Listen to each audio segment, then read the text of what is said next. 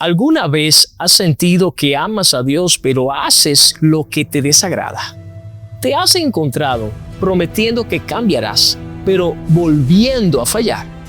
¿Te preguntas si eso significa que no eres salvo o que Dios se ha alejado? Hoy vamos a entrar a uno de los textos más íntimos y crudos del apóstol Pablo.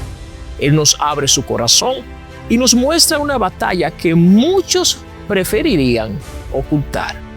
En estos versículos, Pablo no está escribiendo desde una cátedra de perfección, sino desde el campo de batalla del alma. Aquí aprenderás que el deseo de obedecer a Dios no elimina la lucha con el pecado, que incluso los más duros en la fe enfrentan conflictos internos, que esta lucha es evidente de que el Espíritu de Dios habita en ti. Padre eterno, gracias por tu palabra viva y poderosa. Te pedimos que abras nuestro entendimiento para vernos reflejados en este pasaje, no para condenación, sino para transformación. Espíritu Santo, guía cada pensamiento y cada palabra. En el nombre de Jesús, amén.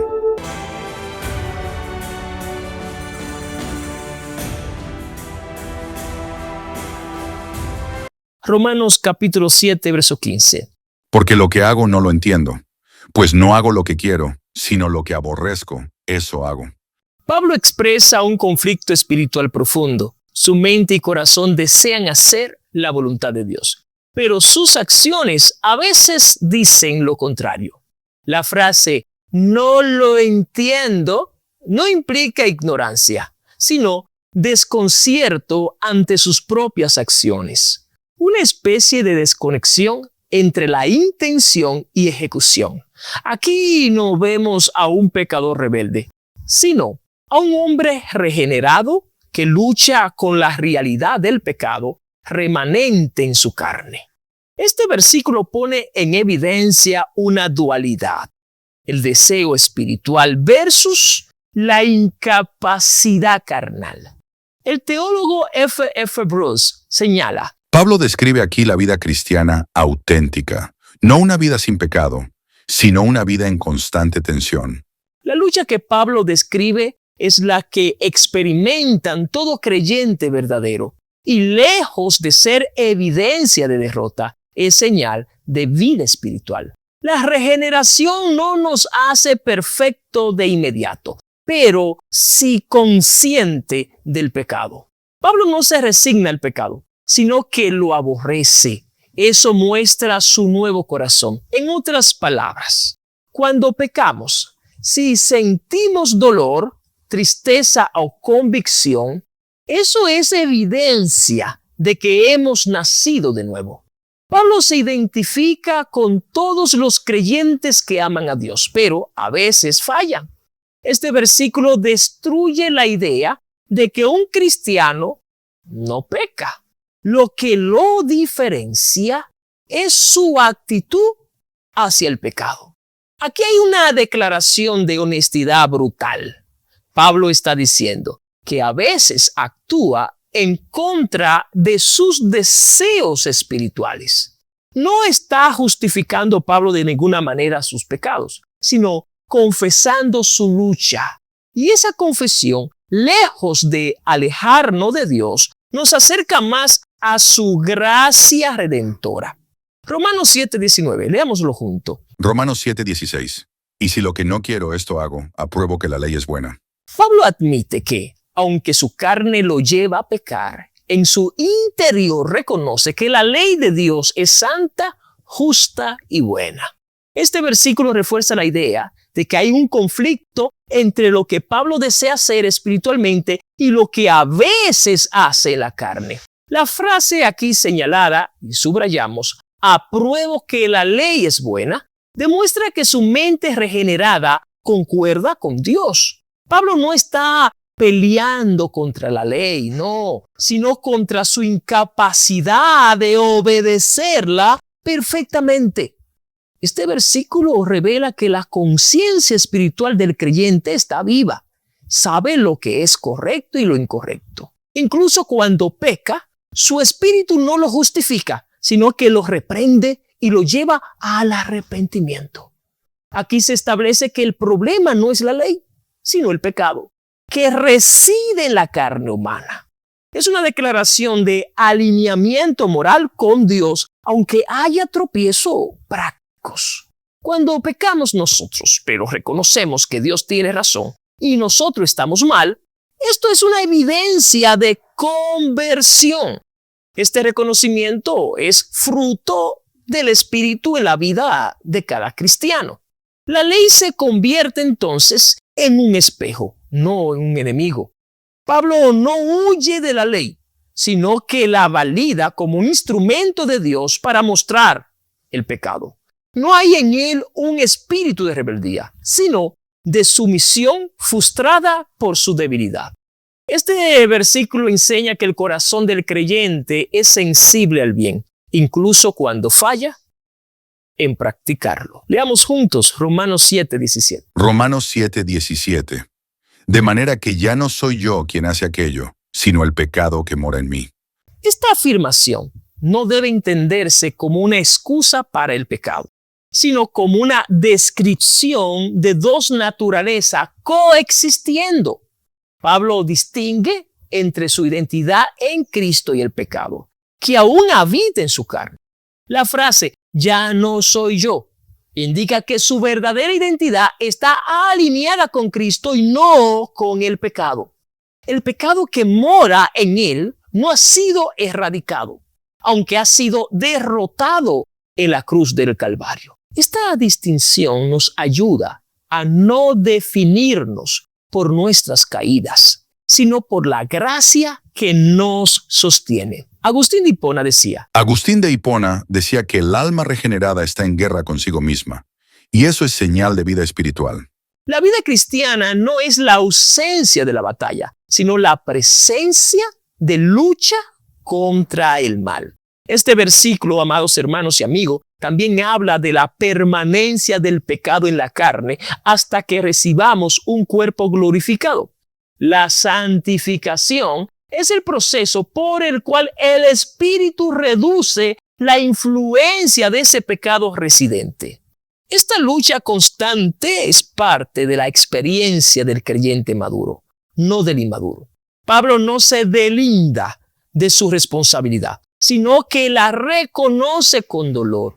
Él nos está diciendo que, aunque ya no somos esclavos del pecado, aún sentimos su poder dentro de nosotros. Esta frase debería llevarnos a clamar más por la gracia y menos por nuestra fuerza. No se trata, amados hermanos, de quién eres cuando caes, sino de quién eres cuando te levanta Cristo.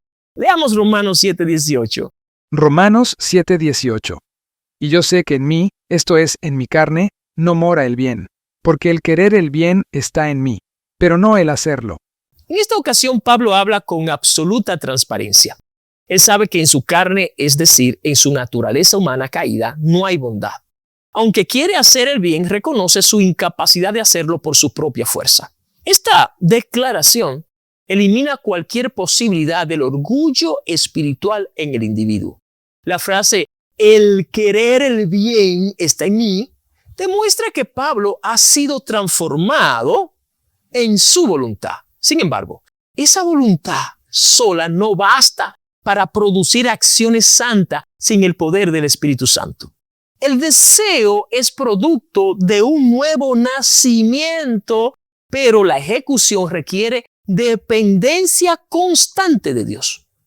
Pablo no está desanimado, no, sino que él es realista. Sabe que no puede vivir en victoria sin ayuda de Dios.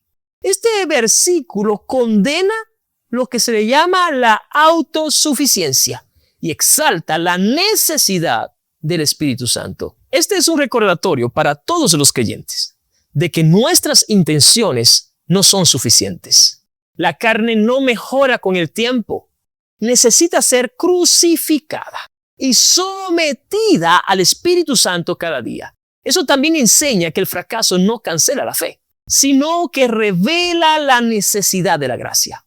Pablo nos deja ver que el simple deseo de obedecer a Dios ya es una evidencia de salvación. Él no está hablando desde derrota, sino desde honestidad, para mostrar el poder de la gracia. Cada cristiano puede identificarse con esta lucha y ser alentado, no rendirse en ella.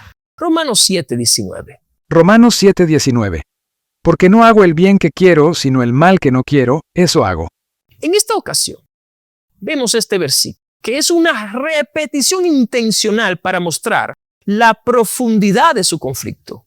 Amados hermanos, esto no se trata de un error ocasional, sino de una lucha persistente y bastante dolorosa. Pablo no está diciendo que vive en pecado, no, sino que el pecado aún influye en él. Su frustración proviene de amar a Dios y no poder servirle de una manera perfecta. Este testimonio fortalece a los creyentes que sienten culpa por sus fallas. Pablo no se resigna, pero tampoco niega la realidad de la batalla interna. El pecado ya no es su patrón de vida, pero aún le afecta como una plaga que no ha sido erradicada. Este versículo describe la vida espiritual como una intención entre la voluntad regenerada y la carne caída. Su honestidad es un bálsamo para el creyente cansado que cree ser el único en luchar así. Pablo muestra que el crecimiento espiritual no se mide por la ausencia de la batalla, sino por su intensidad.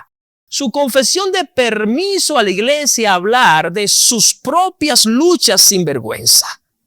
No es hipocresía reconocer la lucha, es madurez espiritual y humildad. El mal que no quiero es el residuo del viejo hombre que aún reclama espacio. Pero su deseo genuino de hacer el bien es evidencia de la vida nueva en Cristo. Leamos juntos al libro Romanos 7:20. Romanos 7:20. Y si hago lo que no quiero, ya no lo hago yo, sino el pecado que mora en mí. En esta ocasión, Pablo cierra esta sección reiterando que sus fallas no definen su identidad en Cristo. El pecado aún mora en él, pero no reina sobre él. Hay una gran diferencia. La frase "no lo hago yo" enfatiza que su nueva naturaleza no se deleita en el pecado. Este versículo no es evasión, sino identificación clara de lo que es regenerado y lo que aún necesita redención. Pablo nos enseña que nuestra lucha con el pecado no es una señal de fracaso espiritual, sino de vida espiritual activa. Solo los que tienen el Espíritu pueden sentir ese dolor interno cuando falla. Él está enseñando que no debemos identificarnos con nuestros pecados, sino con nuestra posición en Cristo. Este versículo desarma la condenación legalista que acusa al creyente por cada tropiezo. Martin Floyd-Jones dijo: Este pasaje es una confesión de guerra, no una excusa para vivir en derrota.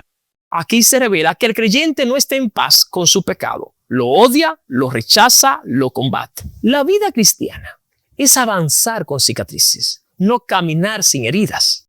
Pablo no celebra su lucha, pero la utiliza como testimonio de dependencia de la gracia. Este versículo libera al creyente de la falsa expectativa de perfección inmediata.